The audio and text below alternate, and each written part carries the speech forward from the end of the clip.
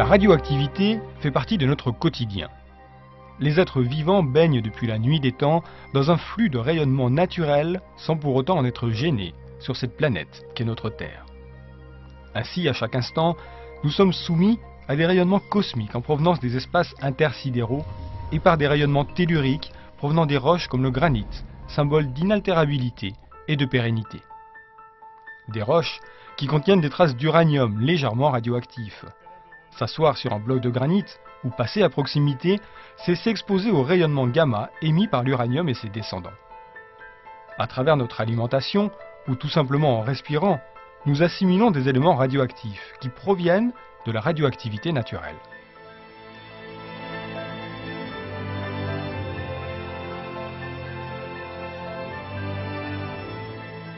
Il n'y a donc pas que la surface de la Terre. L'air que nous respirons peut contenir un gaz rare, le radon, émanant des roches et provenant de la chaîne de désintégration de l'uranium. Le radon, inerte du point de vue chimique, présenterait peu de danger si ces produits de désintégration, également radioactifs, ne contaminaient pas les poumons. C'est pour cette raison qu'il est recommandé d'aérer les habitations, en particulier celles construites avec ou sur des roches granitiques, pour limiter l'exposition au radon. C'est pas pollué là, au moins. Nous sommes donc tous radioactifs, sans que l'intervention de l'homme y soit pour quelque chose. En France, l'exposition au rayonnement naturel s'élève en moyenne à 2,4 millisieverts par an et par habitant. À titre de comparaison, la moyenne pour les examens médicaux représente une dose de 1 millisievert.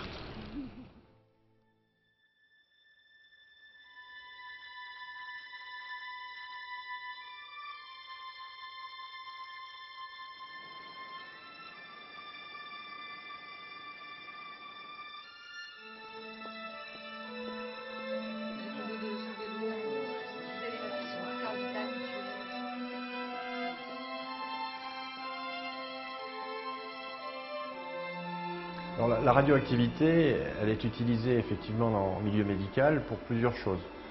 D'une part pour soigner et d'autre part pour faire du diagnostic. Pour le diagnostic, on connaît tous les radiographies pulmonaires, dessiner un certain nombre de pathologies, donc c'est une utilisation à partir des rayons X. C'était arrivé comment ?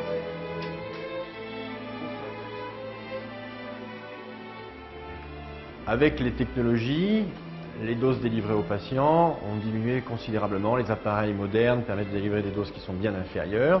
On réfléchit également à l'opportunité de faire une radiographie.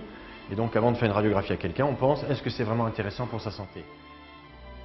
Les doses sont marquées même sur les pochettes des patients. Et donc, de façon, c'est une obligation légale maintenant, une transposition d'une directive européenne. Et donc, on écrit sur chaque pochette du patient la dose que le patient a reçue.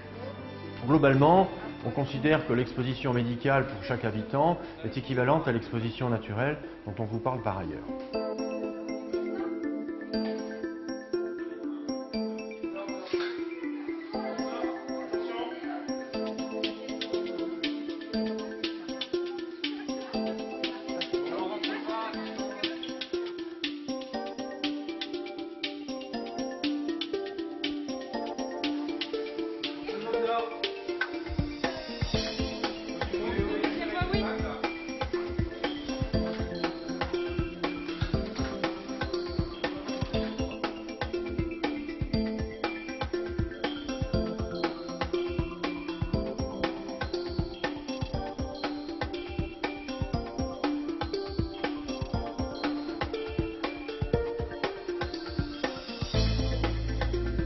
Le scanner délivre des doses plus importantes puisque l'on fait des coupes successives du corps humain, d'un crâne, d'un thorax, d'un abdomen. Donc tout cela entraîne des doses, mais c'est utile pour le patient.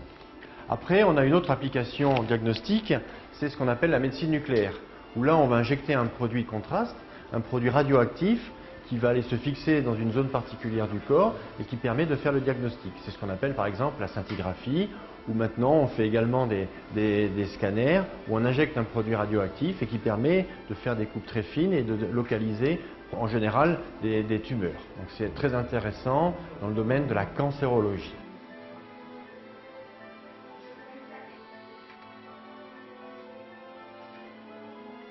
L'examen est terminé, vous pouvez baisser les bras.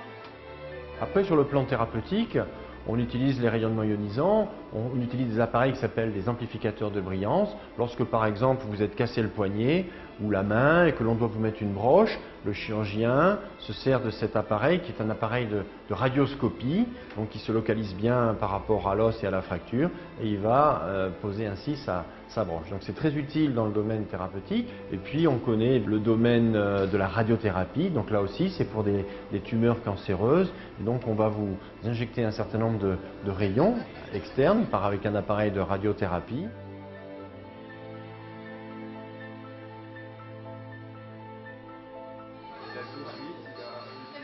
Le nucléaire est vraiment, et la radiologie, très importante dans le domaine médical pour le bien-être du patient.